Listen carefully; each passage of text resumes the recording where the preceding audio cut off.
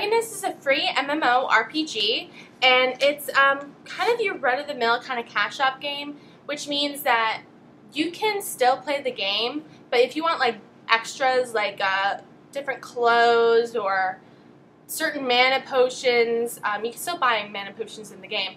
But like there's certain little things that you can get and use currency known as NX. And in order to get NX, you have to buy it with your own money. But I want to say that you don't need to buy NX to play the game. The game is perfect the way it is without NX. It's really just like for people that want to look stylish or just have like stupid little, outfits and things like that. It's really not that big of a deal. Before I show you guys like what the classes look like, I'm going to list them and like explain to you what a subclass is. So there's a clerk, a sorceress, an archer, and a warrior. There's 4 classes. And a subclass is just like a specialization. You still are, for instance, a warrior, but you pick like what you want to specialize in, whether it's like you want to be really main DPS or you want to be a tank or whatever. It's completely up to you guys. So this is the cleric, and he can either be a paladin, which is a tank, or a priest, which is a damage/healing class. So a cleric paladin is just like a really good tank. They have the ability to keep the mobs attacking them, such as a taunt. They don't do a lot of damage. They do the least amount of damage in the game. So a paladin is pretty badass. Good job. And then there's the priest. I haven't had experience being in a group with a priest, but I do understand what they bring to the clerk class. They do a lot of damage, but their more priority is to be a healer. And they are the only healer in the game currently, unless they come out with another one. I don't think they are, but you never know. Games and their ways. This is the warrior, and the warrior can either be a swordsman, which is a lot of damage, very agile, fast, and a mercenary, which is like a big tank. Okay, so a warrior, they're the best physical class. They do really good damage. They're very fast with their weapons.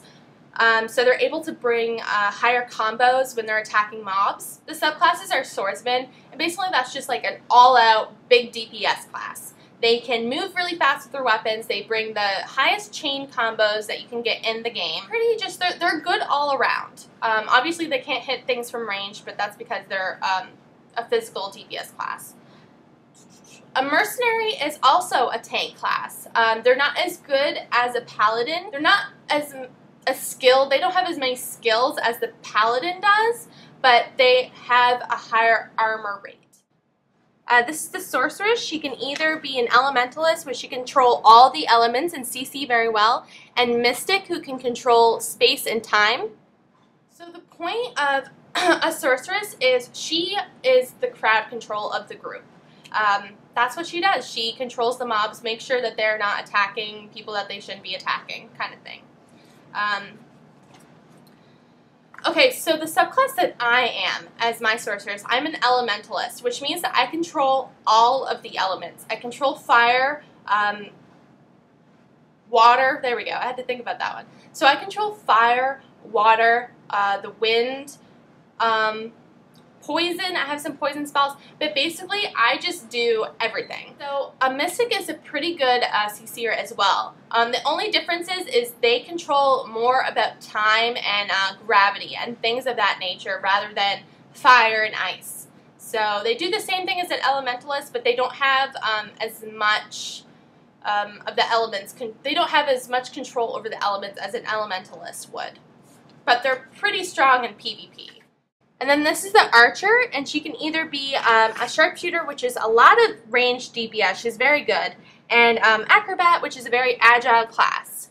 And the last class is an archer, and they're very, very, very strong ranged. I want to say, like, I didn't want to give you guys like things about who's strong or which class is stronger than who, but if I had to be honest, the archer is definitely stronger than the sorceress. The sorceress she does more all around than an archer does, because an archer is just pure DPS, and sorceress is more about like controlling the mobs and then DPSing. But the archer's still like, oh my gosh, the amount of damage that they do is crazy. They have a lot of abilities that they can use to avoid being attacked. So like things like leap back and things like that. So the sharpshooter is actually the most DPS out of the archer class, and they're just pure DPS. That's really all they are. They can't get hit or they'll die very, very quickly. Now the acrobat is kind of, still does a lot of damage, but their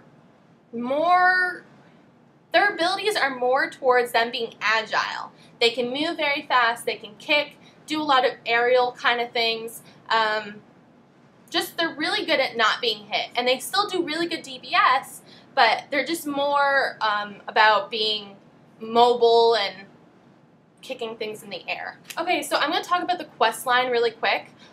With me, because I love to read and I love anything to do with storylines in video games, a lot of times they're either really good or they're really bad. This one's okay. At first, I was trying to really get into the story. There's some funny parts, like with the sorceress, she's kind of like a smartass. So she's kind of funny when she talks. But I wasn't really that hooked into the storyline. There was a lot of times where I was just kind of like spamming the OK button, like okay, okay, okay, yep, okay, thank you, quest time.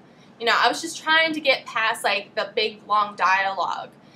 Because it wasn't really that interesting. I think this game is more about PvP and things of that nature rather than like the epic storyline and things like that, which is okay. I still really, really like the game. I just wish that the storyline was a little bit stronger for people that don't necessarily like to PvP. If you start out in the game, you are going to notice that there's a lot of things that you need to kind of understand at a really quick pace, which is you can craft and enchant your gear. That's like a huge deal, guys. There's just so much stuff to do in this game, guys. Like you can PvP, you can go do solo dungeons, you can do parties, you can craft gear. There's an auction house that you can go on and buy gear or sell gear to other players. But just try to take it easy when you first start. Don't try to do everything at once, because I feel like you'll be a little overwhelmed if you haven't played games like this before. So the good things about the game is pretty much soloable by yourself. You can go do dungeons by yourself, do the quest lines by yourself. You don't really need to worry about a party so much until the end game. This game, guys, is absolutely fantastic. For a free MMORPG, it's really, really good. And I know that's a majority of the reason why people play this game. It was actually voted best PvP in E3 in this year. So that's a pretty big deal. There's 1 versus 1 all the way to 8 versus 8. So there's definitely, guys, like I said, there's a lot to do in this game. It's fun and pretty addicted to it. Since it is a free MMO like game online, you are going to deal with a lot of spam when you're in town, spam bots, which can be really annoying if you're trying to talk to somebody, but that's easily fixed. All you have to do is go into a different chat tab. That way you don't have to deal with the general mess. The towns lag pretty bad sometimes. There's sometimes where I get so annoyed with the lag that I just kind of like go out back into the dungeon. I don't even really like mess around in town that long. And it's not all the time. I would say it's during really high traffic areas, like on weekends, around like 9 o'clock, 10 o'clock. But like the later you get or the earlier you get, it's not as bad. Just during really high traffic. I think like if they opened up a lot more servers, there wouldn't be so much spam. There wouldn't be so much lag. So hopefully they'll be able to fix that eventually. Those are basically the only things that I have to complain about the game. If you guys want to know a lot more about the game, again, this is just a really quick review. I'm trying to give you the basics as quick as I can. But if you want to know more like about how to craft, about crests, how to enhance your gear, give me a message and I'll be definitely sure to give you ideas for it. So I hope you enjoyed this review. I probably won't do another game review until probably October, because I need to find another game online. If you guys have any that you want me to check out that you really like, but you're not really sure if you should try it out, I'll be happy to give it a go for you guys. So just let me know, okay? Have a good one. Bye.